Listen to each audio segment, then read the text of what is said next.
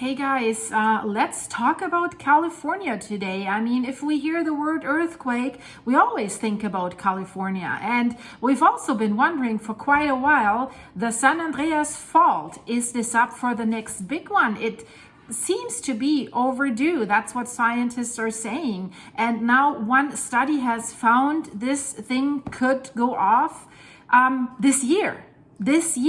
So the headlines everywhere are like the San Andreas Fault may be gearing up for a major earthquake. California on the brink. California needs to prepare. So what's happening and why are they thinking this and where do they think this is going to happen? And there is a small, tiny little town. I wouldn't even call it town. It's like a small settlement that's basically right on the fault. You're crossing over the fault when you want to enter into that little area.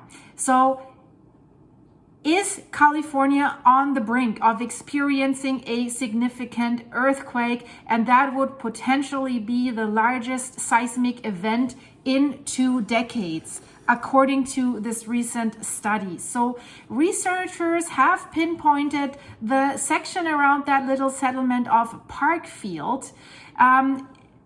That's the section of the San Andreas Fault in central California where they think the next event will happen. And this area has a rich history of quakes that occur there approximately every 22 years. And the last major earthquake there was a magnitude 6 earthquake, and that did strike in 2004. So the study says the state of California is doomed to have another big one this year. Parkfield has gained fame as the earthquake capital of the world, and it has therefore attracted geologists and earthquake enthusiasts from all over the world for years, especially because of the fact that it's right on the fault and that you're even crossing over the fault. So what is this new study about? This study is conducted by an Italian scientist. His name is Luca Malanini, and he works for the National Institute of Geophysics and Volcanology in Italy. I'm surprised that he isn't really busy with the supervolcano near Naples, the Campi Flegrei, and the Vesuvius that might rumble, and that's really a major catastrophic event. If that caldera, that Campi Flegrei goes off, that could create a little ice age for the world, food shortages, because that will blow ashes all around the globe. But it seems they still have time to look into California, and that's great. So let's hear what this is about.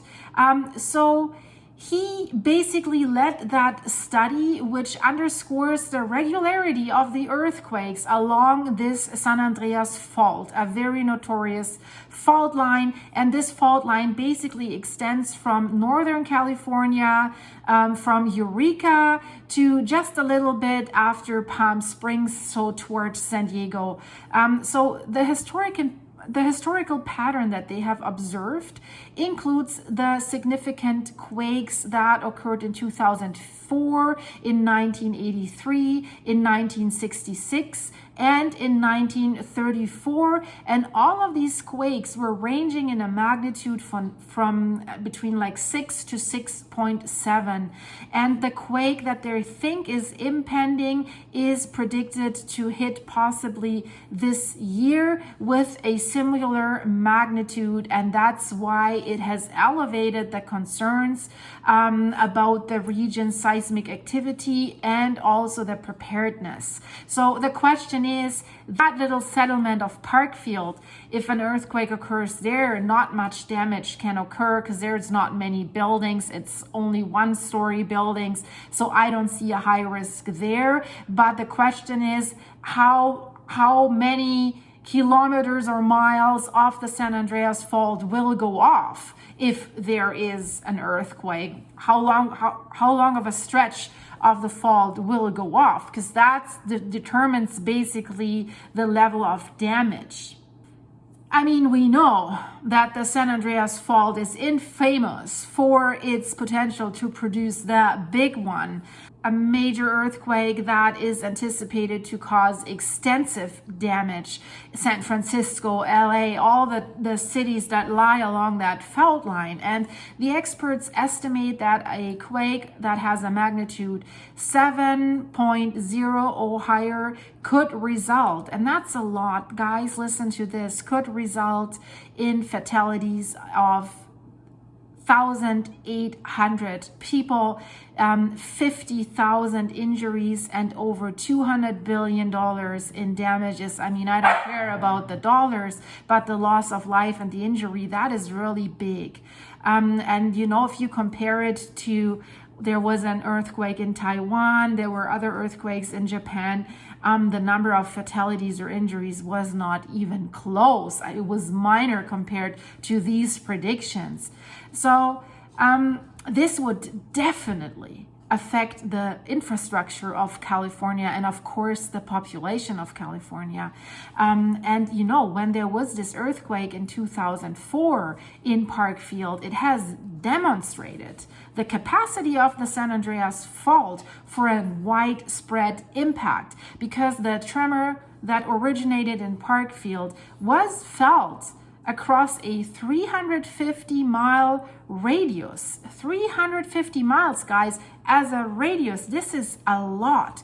And it was followed by 150 aftershocks. So that's a lot as well.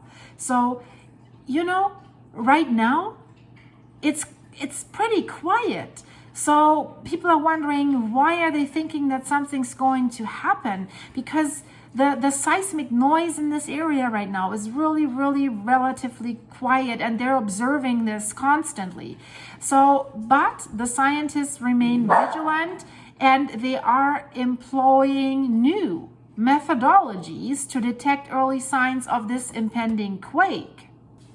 And what are they focusing on how to analyze this, or on how to get their information and how they make their prediction based on these information? So they're focusing on something that's called seismic wave attenuation. This is basically, they're analyzing how sound waves travel through the ground, and then they identify patterns that basically precede earthquakes. So by doing so, this has revealed that certain types of waves lose the energy differently in the weeks leading up to a quake, because maybe the ground changes, it gets more brittle if there's something happening, right? We have two tectonic plates that are pushing against each other here.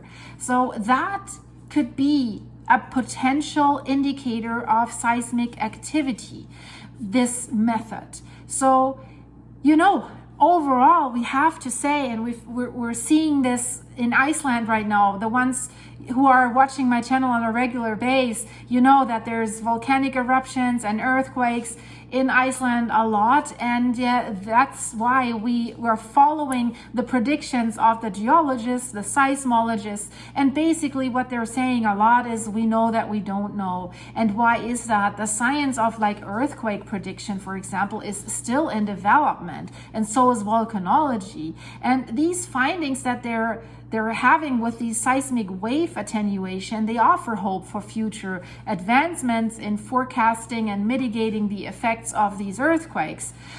So this study that was just published in the journal Frontiers in Earth Science makes a significant step forward towards understanding and eventually predicting earthquakes and potentially saving lives and reducing damage from these events that are inevitable, right? They happen. We can't do anything about this. The only way to protect people is to have a better prediction. And of course, better building codes, but that's, yeah. The San Andreas Fault is large, guys. So it is a continental transform fault that extends roughly 750 miles. That's 1,200 kilometers all the way through California, and it forms the tectonic boundary between the Pacific plate and the North American plate. And its movement is right lateral strike slip, so horizontal, strike slip, horizontal. And this fault is is the one that's responsible for most or many of California's earthquakes, and it has had a significant impact on the state's geology in several ways. Why does it have that impact? Of course, the generation of earthquakes, the seismic activity along that fault, it is notorious for producing large and devastating earthquakes as this Pacific plate moves northwest past the North American plate. So the energy release from these movements can cause these significant earthquakes and the damage to buildings, infrastructure, natural landscapes all across California. And it's the fact that this thing keeps moving, of course, it causes recurring quakes. So sections of the fault have a history of rupturing at somewhat regular intervals, leading to significant earthquakes. And there are historical examples that include the 1906 San Francisco earthquake and the 1989 Loma Prieta earthquake, which did a lot of damage. So of course, it's also responsible for mountain and valley formation. So the movement along the Andreas Fault has contributed to the formation of various geographical features that are very interesting in California, like mountains, valleys, and basins. So, for example, the transverse ranges and parts of the coastal ranges were formed as a result of this San Andreas Fault's activity. And of course, what other impact does it have? It offsets streams and rivers. So the fault's movement does that, and ancient shorelines have been changed, creating visible signs of this activity over centuries, right? Thousands of years even. And these offsets can be used by scientists to study the history and the rate of this fault movement. Why are they saying Parkfield is due? So the scientists are scratching their heads a little bit, and they're saying that the area is behaving unusually, and that's what scares them. So the absence of the usual characteristic signature sounds that usually happen before major quakes is causing the concern, and that's why they're suggesting that the area might soon see a significant tremor. So the area is unusually quiet seismically right now. Is it locked? Right? And then it could release with a sudden bang. So what does the Italian scientists say? Basically, the waves that they have measured right now, he is saying, reflect the mounting stress along the fault line.